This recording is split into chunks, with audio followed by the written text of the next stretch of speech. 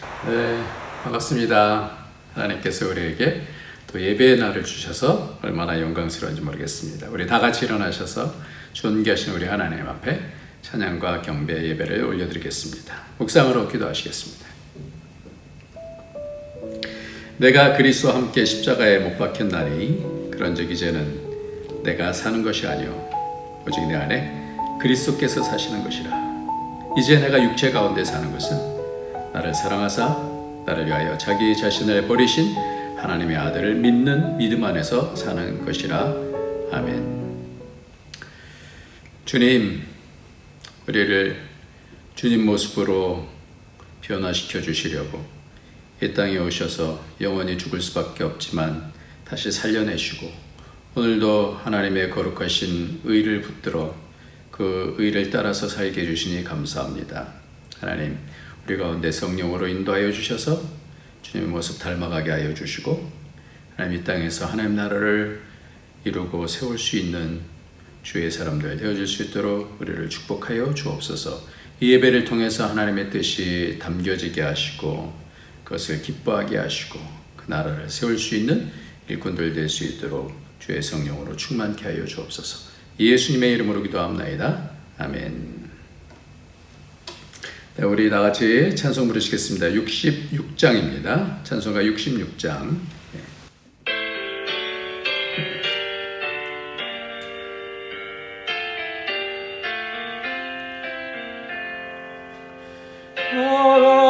감사드리세 온 마음을 주께 바쳐 그 섭리 놀라운 세상 기뻐하네. 예부터 주신 복 한없는 그 사랑 선물로 주시네. 이제와 영원히 사랑의 하나님 언제나 함께 계셔 기쁨과 평화의 복 내려 주옵소서. 몸과 맘 병들 때 은혜로 지키사 이 세상 악에서 구하여 주소서. 감사와 찬송을 다 주께 드리어라. 저 높은 곳에서 다스리시는 주님 영원한 하나님 다 경배하여라. 전에도 이제도 장래도 영원히 아멘.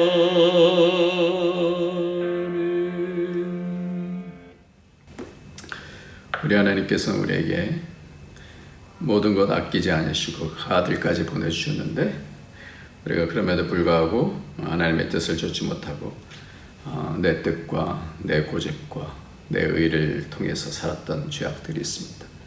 내 중심적으로 내 느낌대로 하나님을 원망하고 낙심하고 좌절하고 했던 모든 죄악들 하나님 불쌍히 여겨주시고 예수의 피로 덮어주셔서 이 모든 것이 하나님의 은혜 가운데서 우리를 살리시고 우리를 훈련하시고 우리를 온전케 하시려고 하시는 하나님의 계획인 줄 믿고 믿음을 행치 못하면서 살았던 그런 죄악들 용서해 주시고 다시 믿음을 회복시켜 주시고 예수의 피로 덮어주셔서 하나님의 의를 붙들고 승리해나갈 수 있도록 주님 축복해달라고 우리 다 같이 회개하면서 주 앞으로 나가도록 하겠습니다.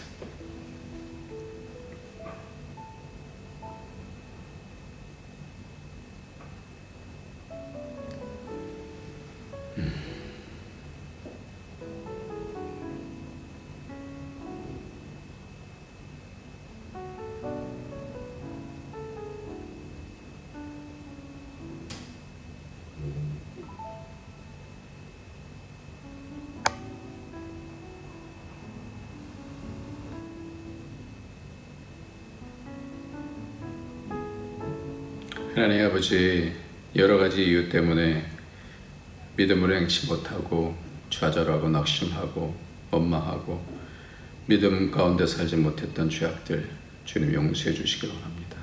오늘도 예수의 피로 덮어주셔서 예수 그리스도를 우리에게 주시면서 그 나라 주시기를 기뻐하셨던 우리 하나님의 그 일이 예전만이 아니라 오늘도 이루어지는 것을, 오늘도 하나님께서 우리를 구속해가는 것을 믿게 하여 주시고, 하나님 여전히 하나님께서 우리 마음속에 하나님 새로운 마음을 창조하여 주셔서 그 하나님 나라를 보게 하시고 그 하나님 나라를 믿는 믿음을 통해서 이겨나갈 수 있도록 예수의 피로 덮어 주옵소서. 우리의 심령에 예수의 피로 덮어 주셔서 회복 있게 하시고, 가정에 교회에 예수의 피를 부어 주셔서 하나님 악의 권세가 이기지 못하게 하여 주시고, 하나님이여 깨끗하게 다시 회복되어지며 하나님 정결케 되어져서 성령을 통하여 이 땅을 이겨나갈 수 있도록 이 예배 시간을 통해서 회복되어지는 역사가 있도록 축복하여 주옵소서. 예수님의 이름으로 기도합나이다. 아멘. 네, 오늘 말씀은 하나님의 말씀은 누가복음 18장 9절부터 14절까지 말씀입니다. 누가복음 18장 9절부터 14절까지 말씀입니다. 같이 읽도록 하겠습니다. 또 자기를 의롭다고 믿고 다른 사람을 멸시하는 자들에게 비유로 말씀하시되, 두 사람이 기도하러 성전에 올라가니 하나는 바리새인이요 하나는 세리라. 바리새인은 서서 때로 기도하여 이르되, 하나님이여, 나는 다른 사람들 곧 토색, 불의, 간음을 하는 자들과 같이 아니하고 이 세리와도 같이 아니함을 감사하나이다.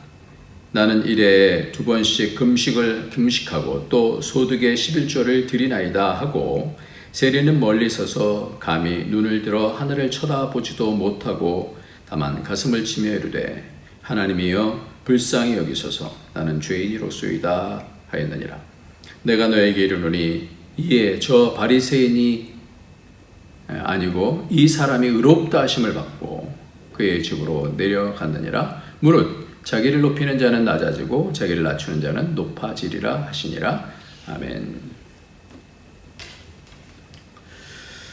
한 남편이 부인과의 대화가 어렵다는 것을 알고 부인의 청각을 의심하게 되어졌습니다. 그래서 부인 몰래 이를 시험해 보기로 했어요. 어느 날 그는 방 한쪽 구석에 돌아앉고 부인은 반대편 구석에 돌아앉게 했습니다. 그는 조그마한 목소리로 여보, 내 말 들려? 하고 물었습니다. 그러나 대답이 없었습니다. 좀 더 가까이 가서 물어도, 더 바짝 다가가서 같은 말을 물어도 여전히 대답이 없었습니다. 드디어 그는 부인의 등 뒤에 다가서 여보, 이제 내 말이 들려? 하고 물었습니다. 그러자 부인은 귀찮은 목소리로 대답했습니다. 네, 벌써 4번째 대답이에요. 이 남편은 자신에게 청각장애가 있는 것을 모르고 부인이 잘 듣지 못한다라고 착각하고 있었던 것입니다. 우리는 여러 상황 속에서 다 자기 중심적으로 살아가기가 쉽습니다. 그래서 나는 다 잘 듣고 잘 말하고 잘 생각한다라고 판단하기가 쉽습니다.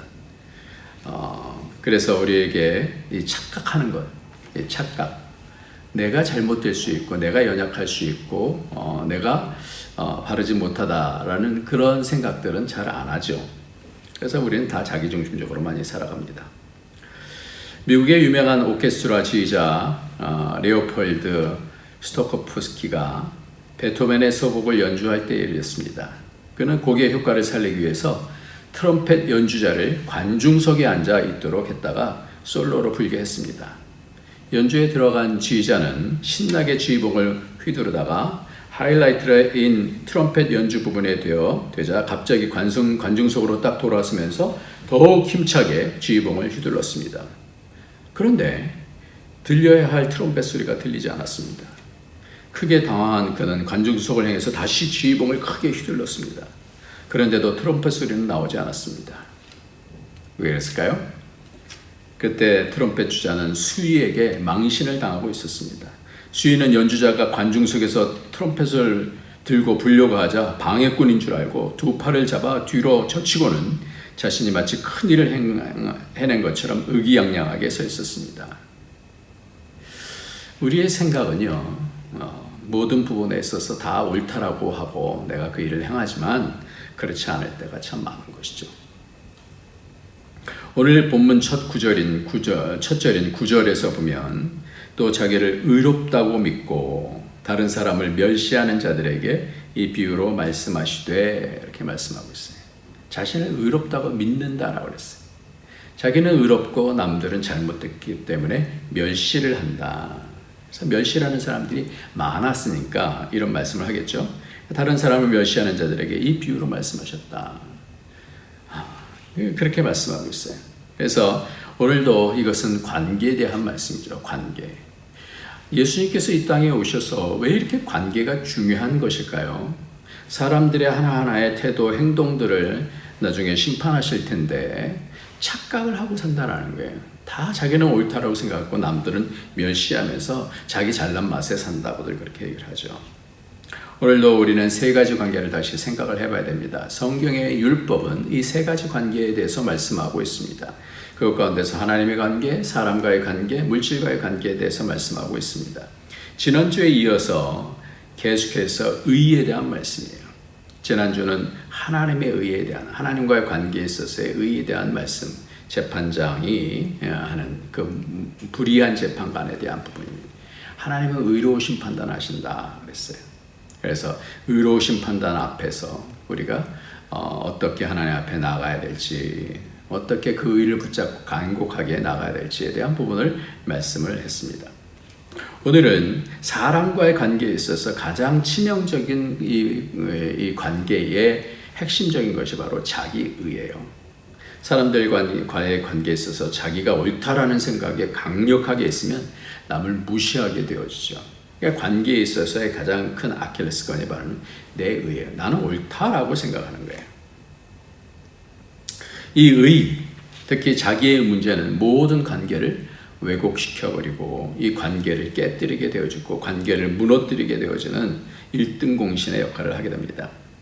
학문적으로도 이러한 논리가, 이런 이론이 있어요. 심리학에서 거짓 신호 이론의 함정, 그러면서 이렇게 되어 있어요.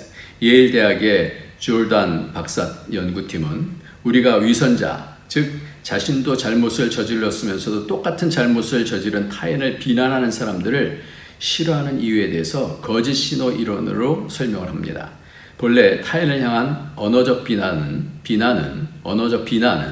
자신의 도덕적인 선함의 신호로 작동을 합니다. 그러니까 쉽게 말하면 사람들을 향해서 타인의 비도덕성을 비난하면서 나는 그러한 나쁜 짓을 하지 않는 도덕적인 사람입니다 라고 하는 신호를 보낸다는 거예요. 이 거짓 신호 이론이라는 거예요.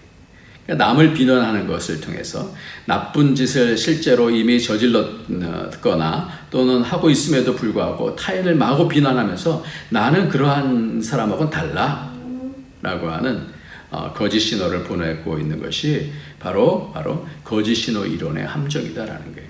그것이 남을 잘못되게 했으면 자기는 옳다라는 것으로 그렇게 자신도 오해할 수 있다라는 거예요. 그렇게 하다 보면 이게 자기의죠. 그것이 심리학에서도 있어요. 그러니까 사람들에게 바로 빠지는 함정 중에서 자기의에 대한 함정이라는 거예요. 자기를 의롭다고 믿게 되면 더 이상 손을 쓸 수가 없어요. 이거는 분명한 거야. 그리고 뭐 내기하고 그러잖아요.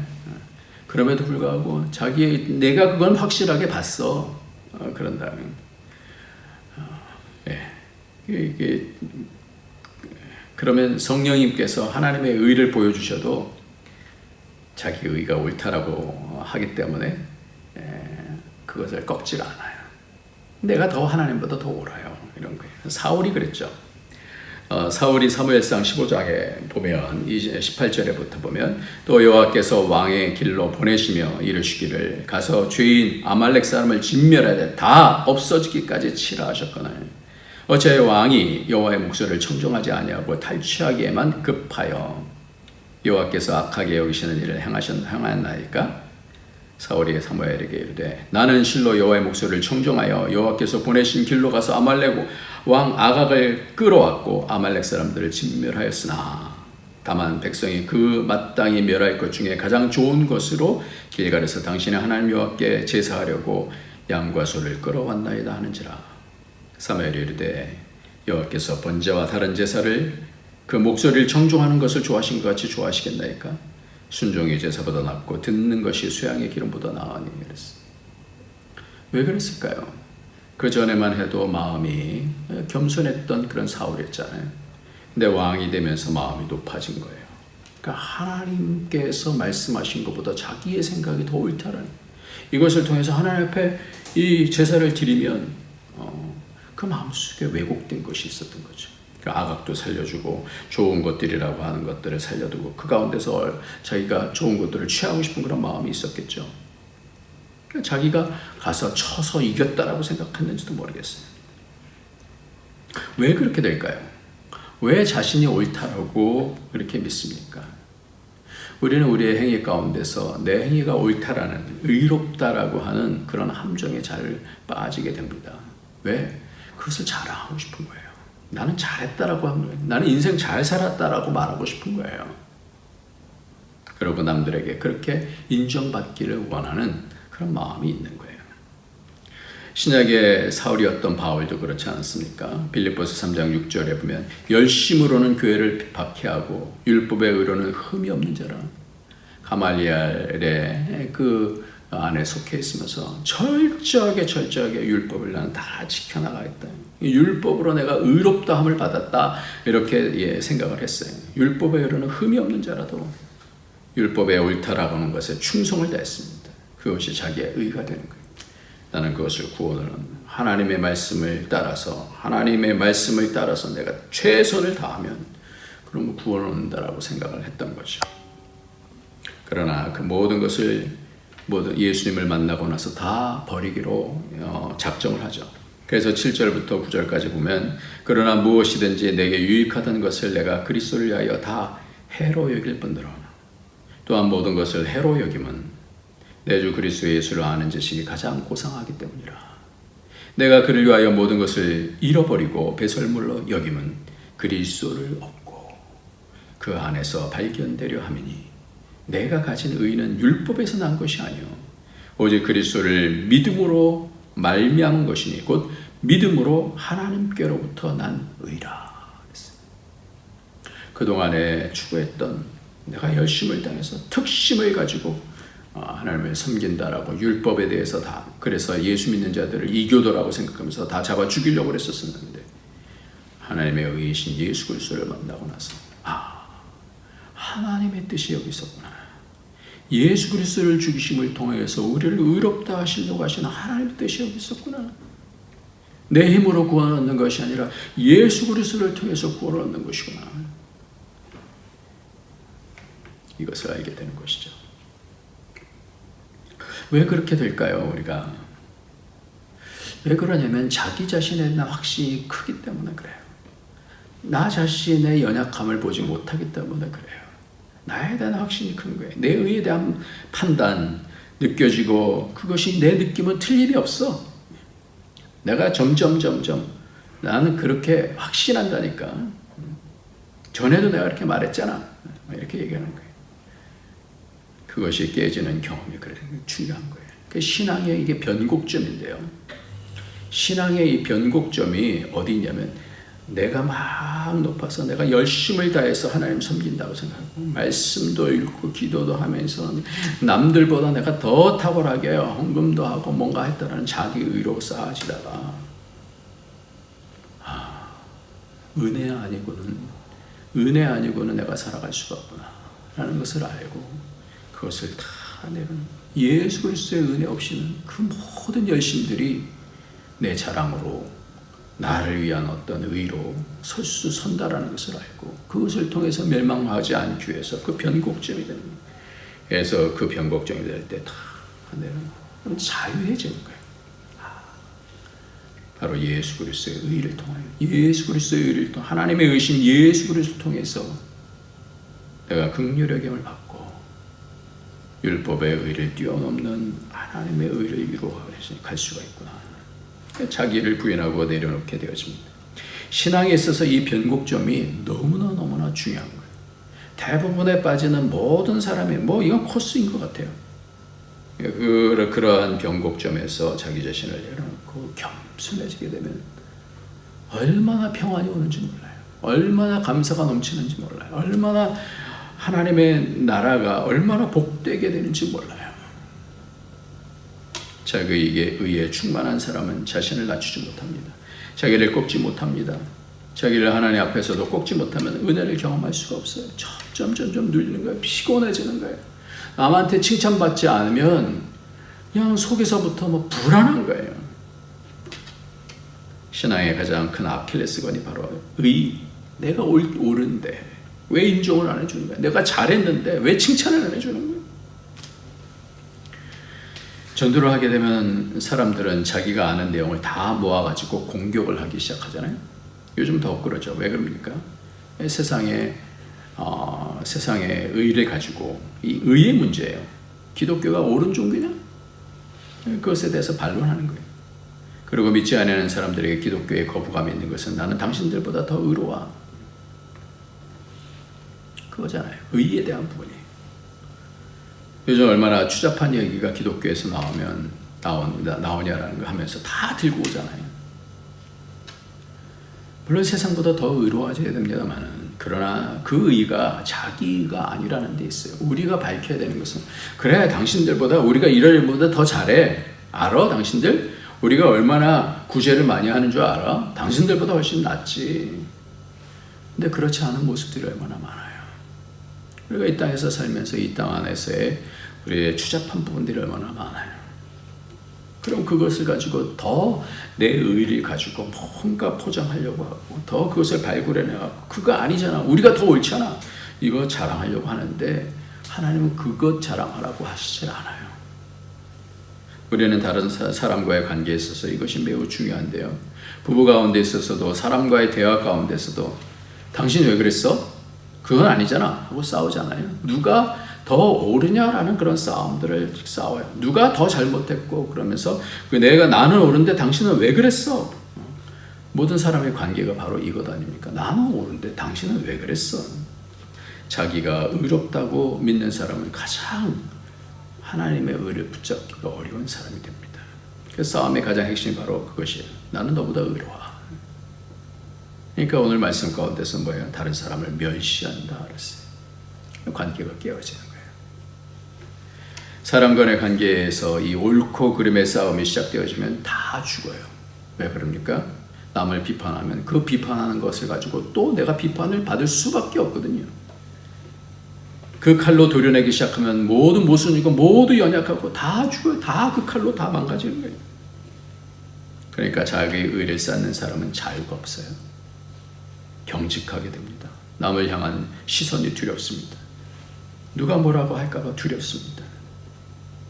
그래서 뭔가를 하다가 잘못되게 되면 그것을 자꾸만 감추기 시작하는 거예요. 그래서 바리새인을 향해서 말씀하는 것이 겉은 하얗게 회칠을 했는데 그 속은 썩어가는 무덤이다라는 거죠. 그러니까 이러한 갈등 가운데서, 이러한 자유롭지 못한, 이러한 신앙은 자유인데 믿음이라는 것은 우리에게 자유를 주시고 은혜를 주시는 것인데, 법적인 것을 통해서 따지고 남는 것이 아무것도 없어요.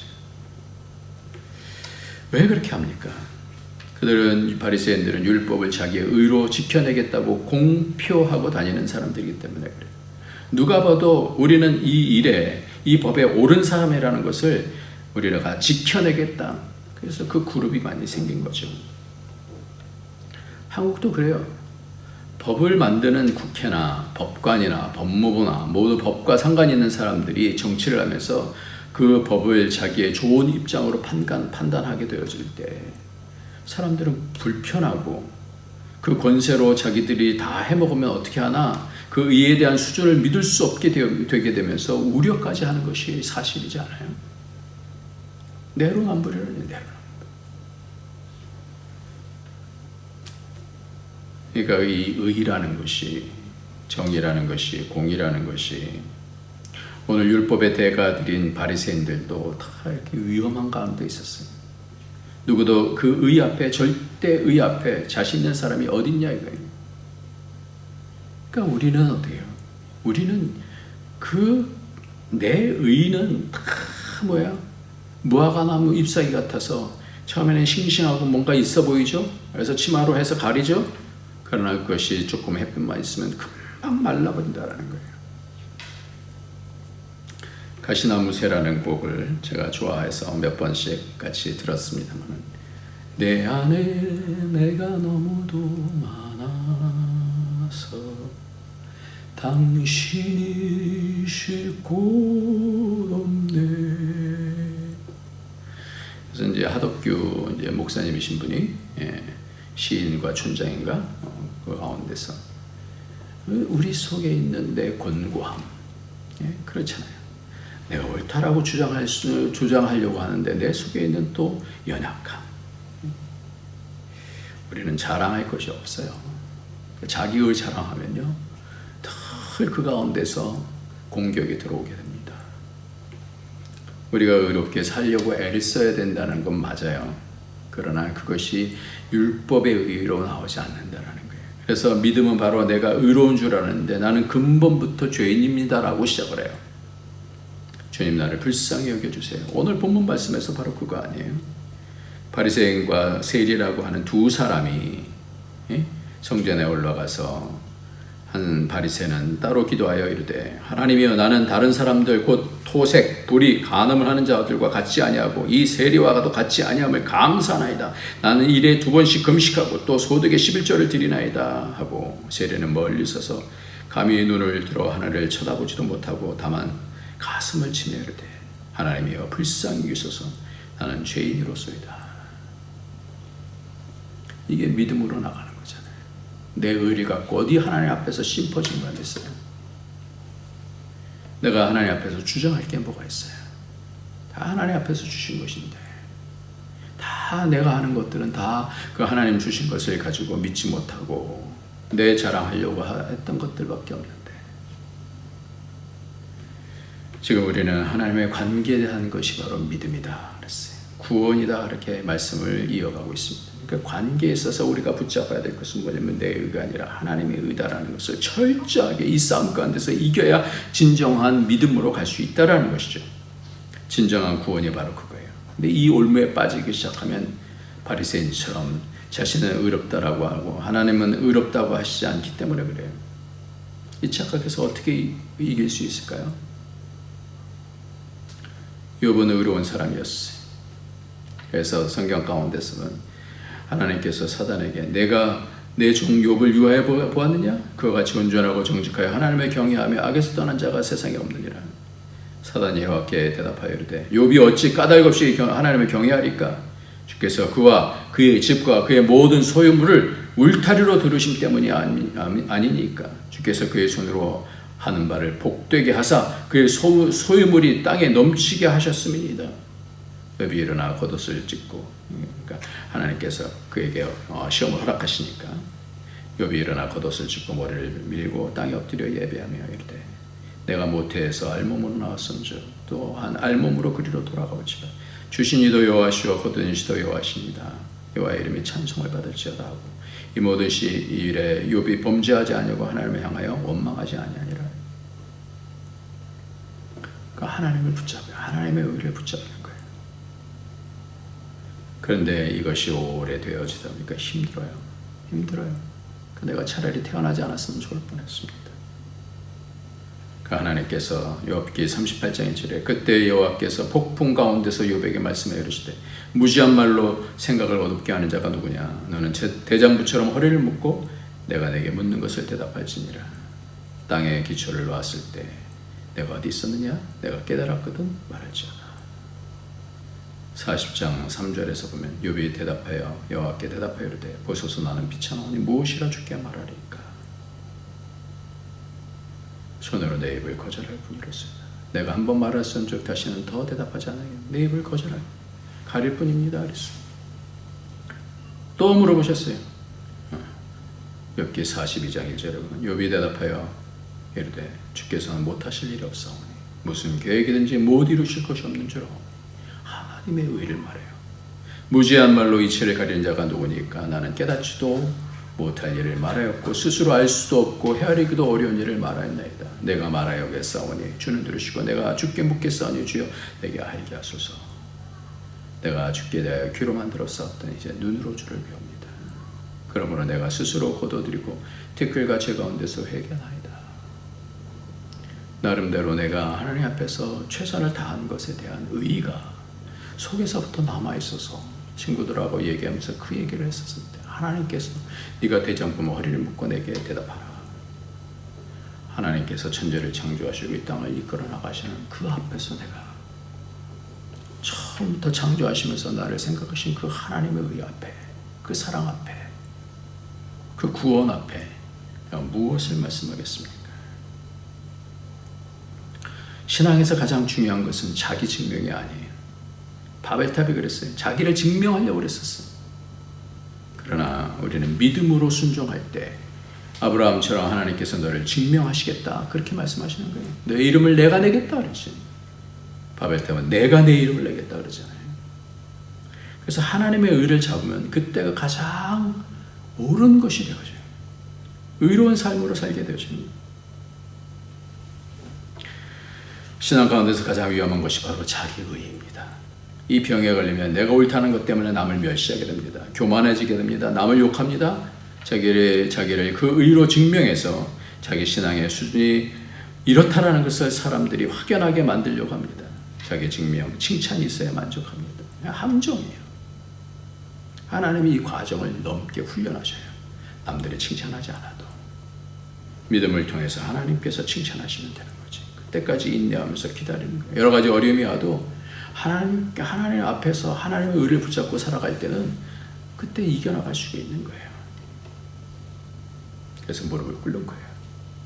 교회도 그렇고 자기 증명하는 사람들이 많은 교회는 은혜가 흐르지 않아요. 정죄가 많고 급합니다. 화가 있습니다. 만족도 없고 불만이 많아집니다.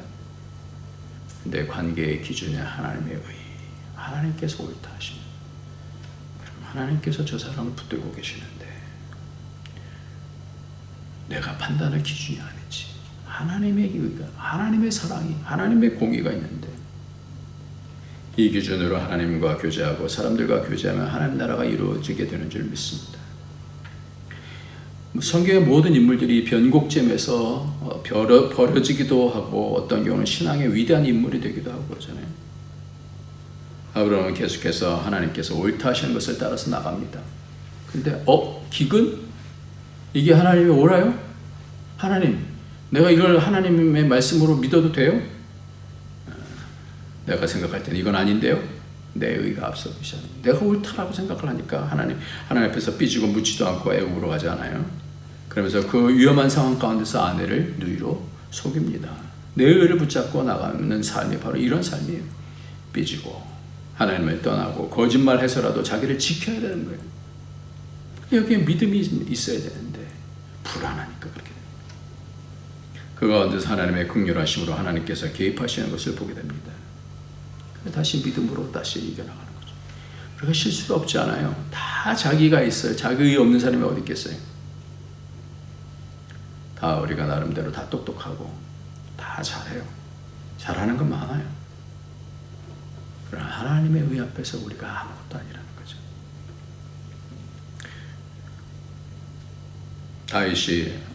다윗의 믿음은 원수 사울을 죽일 수 있는 현장에서 내가 죽을 수 있죠. 내 논리로 하면 나에게 창을 던졌는데 그거를 정당 방위도 있지 않습니까? 근데 그가 하나님의 기름 부음을 받은 자이므로 하나님의 손의 권세를 자기 의로서 손상시키지 않습니다. 하나님의 의가 있다는 것을 철저하게 믿어가는 거예요. 그래서 자기 인생의 그 어떤 판단 속에서 내가 옳다 하는 것을 끊어내는 것 하나님이 하십니다. 죽어도 하나님께서 오르십니다. 삶으로 인내해 나가는 것, 이것이 믿음이에요. 그래서요, 믿음으로 하나님께로부터 난 의다 그랬어요. 그래서 이 하나님의 의는요, 믿음으로 만들어가서 세워지는 거예요. 믿음을 따라서 하나님께로부터 나는 의라 그랬어요. 빌립보서 3장 9절에도 그 안에서 발견되려 함이니 내가 가지는 율법에서 난 것이 아니요 오직 그리스도를 믿음으로 말미암은 것이니 곧 믿음으로 하나님께로부터 난 의라. 이게 믿음이에요. 믿음이다라는 거는요, 내 의를 꺾어내는 거예요. 하나님의 의가 옳다라는 것은 하나님께로 말미암아 온 의가 바로 참 의라는 거예요. 어줍지 않은 칭찬을 받기 위해서 남을 멸시하는 함정에 절대 동참하지 마시기 바랍니다. 그래서 이 자기 의는 믿음과 상관이 있어야 돼요. 이 의는 믿음과 상관이 있어요. 믿음은 보여지지 않는 것을 잡는 것이기 때문에 눈앞에 있는 어려움만 보고 짜증을 내지 않고 믿음으로 이 어려움 가운데서 이를 악물고 믿음으로 감사하는 거예요. 이렇게 연단되면 그 어떠한 일에도 믿음으로 감사하게 됩니다. 더불어서 하나님 앞에서 겸손함을 배우게 되죠. 그래서 하나님의 의는 믿음으로 잡는 거예요. 나를 쳐서 복종시키는 거예요. 이 싸움이에요. 그 믿음의 선한 싸움이 바로 이거예요. 그 하나님의 의 앞에서 어떻게 믿음으로 인내하면서 이 땅을 살아나갈까? 얼마나 겸손하게 살아나갈 건가? 인내로 살아나가고 겸손으로 살아나가고 결국 하나님이 확인해 주실 거니까. 로마서 1장 17절에 복음으로 하나님의 의가 나타나서 믿음에 이르게 하나니 기록된 바 오직 의인은 믿음으로 말미암아 살리라. 의인과 믿음 같이 가요. 같이. 갈라디아서 3장 11절에 또 하나님께서 아무도 율법으로 말미암아 의롭게 되지 못할 것이 분명하니 이는 의인은 믿음으로 살리라 하였습니다. 의인은 하나님의 의를 붙잡는 사람, 믿음으로. 내 의가 아니라는 거예요. 그래서 마무리하겠습니다. 누가 의로운가? 하나님께서 평가하시는 의, 자기 의를 붙잡는 바리새인이 아니라 오늘 어떻게 해요? 멀리 서서 감히 눈을 들어 하늘을 쳐다보지도 못하고 다만 가슴을 치며 이르되 하나님이여 불쌍히 여기소서 나는 죄인이로소이다. 이 사람은 하나님께서는 의인이다 이렇게 말씀하십니다. 하나님의 의를 높일 때 하나님께서 우리를 높여주십니다. 그때까지 인내할 때 하나님께서 우리를 높여주시는 것입니다. 세상은 높아짐과 부함이 전부예요. 점점 높아지는 거예요. 근데 하나님의 방법은 겸손하면 겸손할수록 그때 하나님께서 높여주시는 거예요. 그래서 오늘 말씀 맨 마지막에 무릇 자기를 높이는 자는 낮아지고 자기를 낮추는 자는 높아지리라 이렇게 말씀합니다. 자기 의는 멸망당하는 지름길입니다.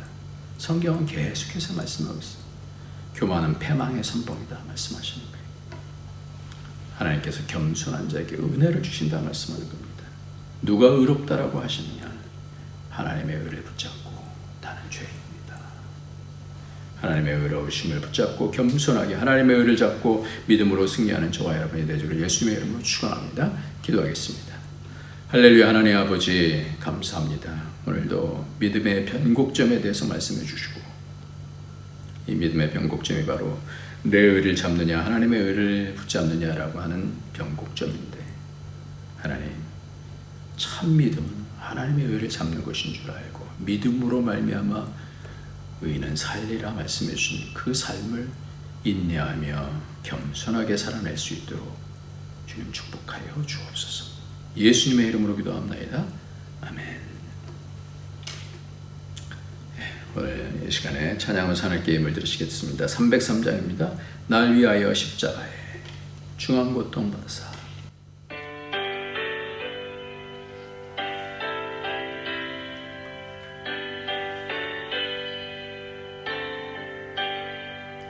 날 위하여 십자가에 중한 고통 받으사 대신 죽은 주 예수의 사랑하신 은혜요 보배로운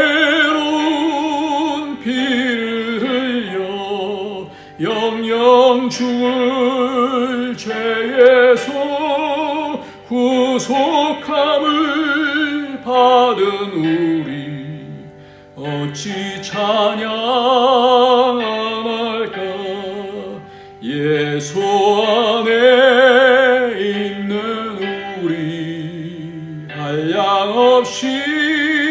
즐겁고 주 성령의 위로함이 마음속에 차도다. 전국 음악 소리 같은 은혜로운 그 말씀 끊임없이 듣는 우리 어찌 찬양할까. 이 세상의 모진 풍파 쉬지 않고 불어도 주님 안에 보호받는 우리 마음 평안하. 늘 깨어서 기도하고 저 천국을 바라며 그님을 기다리니 어찌 찬양할까.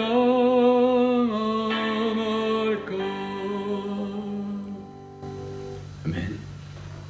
하나님 아버지, 하나님이 계셔서 감사합니다. 예수 그리스도 보내주셔서 감사합니다. 성령을 통해서 하나님의 의를 붙들고 살아나갈 수 있게 믿음으로 살 수 있도록 해주셔서 감사합니다. 하나님 앞에 드린 모든 예물 주께서 받으시고 마음 깊이 하나님께 감사하고 그 은혜에 동참하며 이 땅을 믿음으로 살아나가는 우리를 축복하여 주옵소서. 예수님의 이름으로 기도합나이다. 아멘. 이제는 우리 주 예수 그리스도의 무한하신 은혜와 독생자 끼임없이 주신 하나님의 크신 사랑과 성령의 교통교제에 충만 인도하시니 오늘도 하나님의 은혜를 알고 믿음 가운데서 용기 내서 인내하고 하나님의 그 사랑 가운데 그 예수 그리스도 안에서 발견되기를 원하는 모든 주의 권속들 머리 위에 그 가정 위에 그 하는 모든 일들 위에 우리 안덕교회 위에 이제부터 영원토록 함께 있을지어다. 아멘.